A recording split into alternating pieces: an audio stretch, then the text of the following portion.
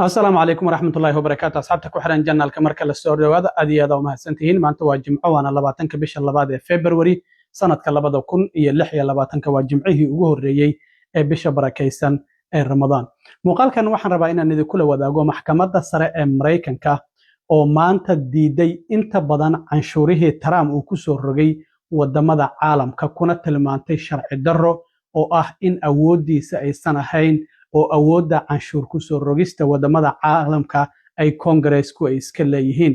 Haddaba imise garsoore ayaa ka soo horjeesatay taarifkii madaxweyne Trump, imise ayaa ogolaatay madaxweyne Trump oo ka hadlay arrintaasi isla markaana ku tilmaamay in sharaf darro ay tahay in maxkamadda sare ay go'aankaasi soo saarto canshuur kalena ku soo rogay haddana mar kale isagoo sharci kala adeegsanaya wadamada caalamka. Arrimahaasi ayaan idinla wadaagayaa iyo sidoo kale xildhibaanad Ilhaan Cumar iyo xildhibaanad kale oo magaceeda la yiraahdo Angie Craig oo bishii hore loo diiday inay galaan xarunta ciidamada ICE dadka marka ay xiraan ay geeyaan buildingka la yiraahdo Whipple Building oo maanta ay booqdeen. Haddaba maxay ku soo arkeen? Ilhaan Cumar ayaa arrimahaasi ka hadlaysa, sidoo kale waan idinla wadaagayaa, balse marka hore soo dhawaada. Madaxweyne Trump ayaa maanta si aad ah uga carooday go'aan ka soo baxay maxkamadda sare ee Mareykanka, taasi oo maxkamadda sare ay ku diiday ku dhawaad 70% canshuurihii madaxweyne Trump bishii Abriil oo labadii bishii Abriil ee sanadkii hore 2025 uu ku soo rogay wadamada caalamka. Madaxweyne Trump wuxuu yiri wadamadan intooda badan Mareykanka ayay ka faa'iideysan jireen oo canshuuro fara badan ayay ka qaadi jireen alaabta Mareykanku uu dhoofiyo, iyagana Mareykanka alaabta ay u soo dhoofinayaan canshuurba lagama qaadi jirin ama wax yar ayaa laga qaadi jiray. Marka wuxuu yiri si aan u cadaalad sameeyno inaguna waa inaan ku soo rognaa wadamadaasi inta canshuur ah oo iyagu ay nagu soo rogayaan.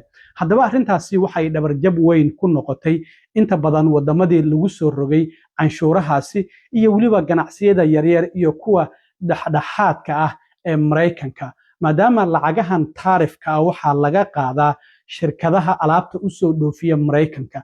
Shirkadihiina lacagta shacabkii Mareykanka ayay saarayeen, taasina waxay sababtay in sicir bararku uu aad u sareeyay labadii sano ee la soo dhaafay. Waxyaabaha daruuriga ah oo dadku ay iibsadaan sida raashinka ay aad u sareysay, taasina marka waxay sababtay in qaar ka mid ah gobolada Mareykanka ay arrintaasi dacwad ka gudbiyaan, sidoo kalena ganacsiyada yaryar iyo kuwa dhaxdhaxaadkana ay dacwadaasi gudbiyaan.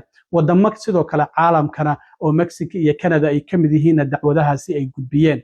Marka maxkamadihii hoose waxay ku tilmaameen sharci darro ilaa iyo maxkamadda sare ayaa la isla tagay. Marka Trump go'aankan waxa uu ahaa mid si weyn loo sugayay. Waxa sidoo kale ku xirnayd lacagtii $2,000 ahayd oo Trump uu yiri shacabka Mareykanka ayaan siinaya haddii maxkamadda sare ay ii xugmiso dhinacayga oo ay tiraahdo waa sharci lacagahan taarifka oo madaxweyne Trump uu soo rogay. Laakiin maadaama hadda maxkamaddii sare ay diiday, dowladda Mareykanku lacag 175 bilyan ka badan ayaa ka soo gashay alaabahaasi Mareykanka loo soo dhoofiyo. Hadda marka lacagahaasi maxaa laga yeelayaa?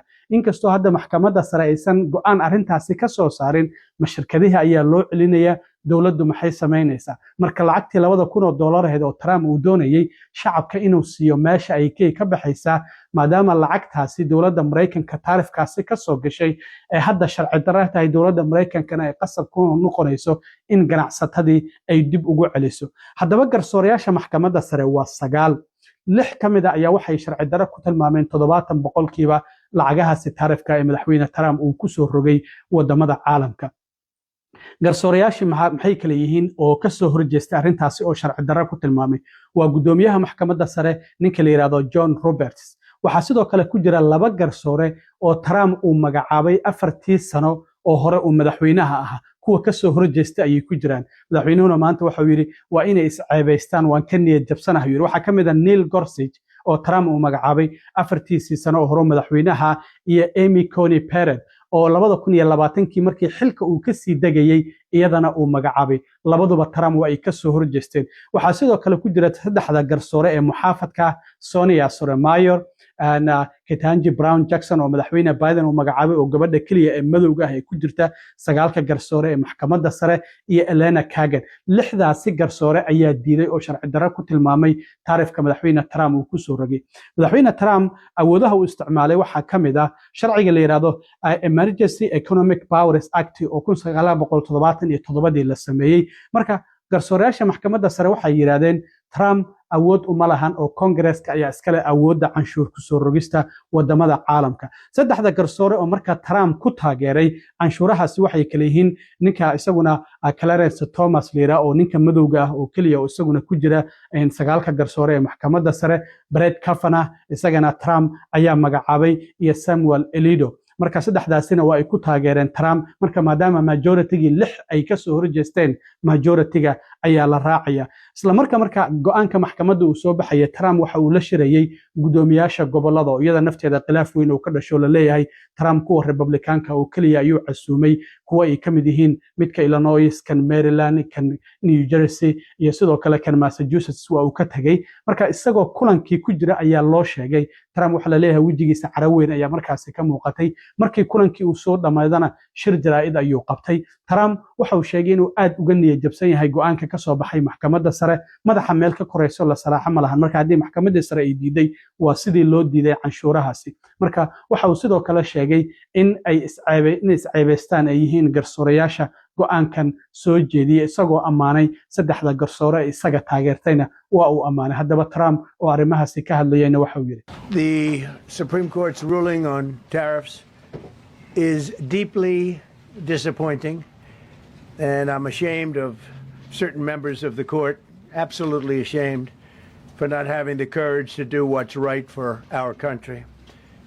I'd like to thank and congratulate Justices Thomas, Alito, and Kavanaugh for their strength and wisdom and love of our country, which is right now very proud of those justices.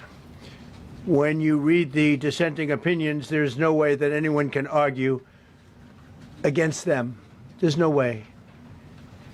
Foreign countries that have been ripping us off for years are ecstatic. They're so happy. And they're dancing in the streets, but they won't be dancing for long. That I can assure you.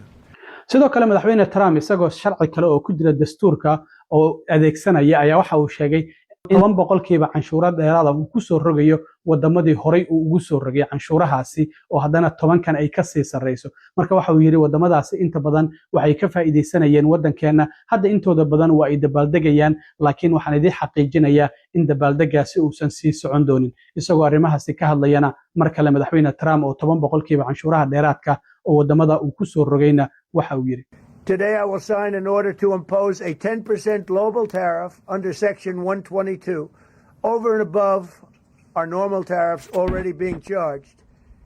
And we're also initiating several Section 301 and other investigations to protect our country from unfair trading practices of other countries and companies. dhinaca kale waxaan ognahay howlgalkii ciidamada ay ka wadeen gobolka Minnesota in inta badan ciidamadii hadda ay isaga baxeen waxa la leeyahay ciidamo lagu qiyaasay ilaa iyo 500 ayaa ku sugan marka ciidamada ICE markii ay dadka xiraan waxa ay geeyaan building dawladda federaalka dhisme ay leedahay oo la yiraahdo Webber Building oo Minneapolis ku yaala xildhibaano ka tirsan Congress-ka Mareykanka oo iyagu dhinaca maadaama lacagaha ay Congress-ku ansixiyaan waxay dastuurku awood u siinaya in xilliga ay doonaan ay kormeeri karaan bishii la soo dhaafay xildhibaano ay kamid ahayd Ilhan Umar Angie Craig iyo Kelly Morrison ayaa loo diiday xaruntaasi inay galaan haddaba maanta ayaa loo ogolaaday waa tii wasaaradda amniga gudaha amar soo saarto 7 maalmood ka hor waa inay noo soo sheegaan xildhibaanadu haddii ay doonayaan laakiin sida sharciga waxay tahay xilliga ay u baahdaan inay tagi karaan oo ay kormeeri karaan marka waxba halkaasi lagu qarinay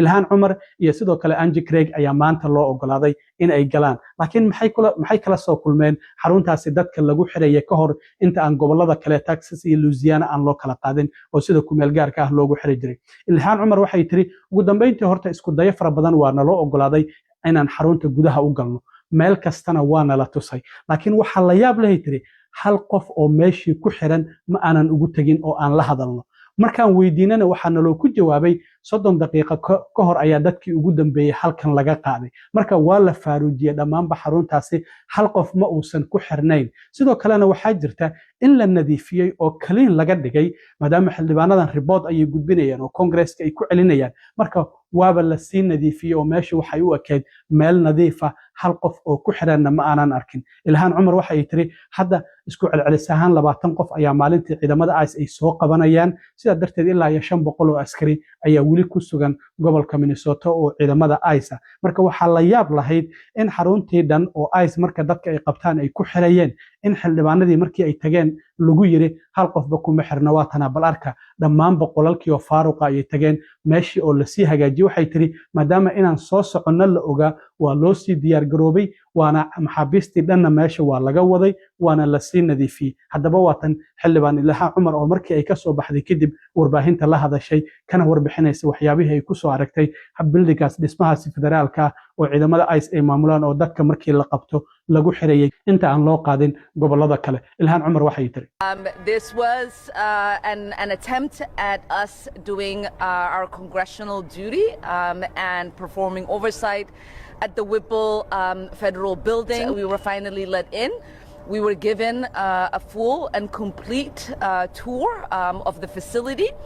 And, you know, the objective of this oversight was always to be able to come in at any moment to see what is taking place at these detention facilities and how people are being treated. When they instituted the 1-week notice, we knew that things were going to be different. And we weren't surprised at what we saw today. We went into the facility and there was not a single detainee that we could see or talk to. Every cell, every inch of it was completely empty. And when we'd asked, why isn't there anyone here? Because we obviously know they've been detaining people. They said the last people left at 11:30. It seems a little too convenient, knowing that our scheduled visit was going to be at 12 p.m., that the last detainees would be transported out of the facility at 11:30. We've been told that on average, as the search has been drawn down, they are getting about 20 a day detainees that they are picking up. The facilities seem to be clean and orderly. And again, you know, I wouldn't be surprised with having the level of notification that we were supposed to give about our arrival, that things were arranged in that way. هذه هذا ما سنتين أصحابتي إنتان مركلا كل مدونه وصاحبكين علم وارو إذن للصدائية نبت قليل.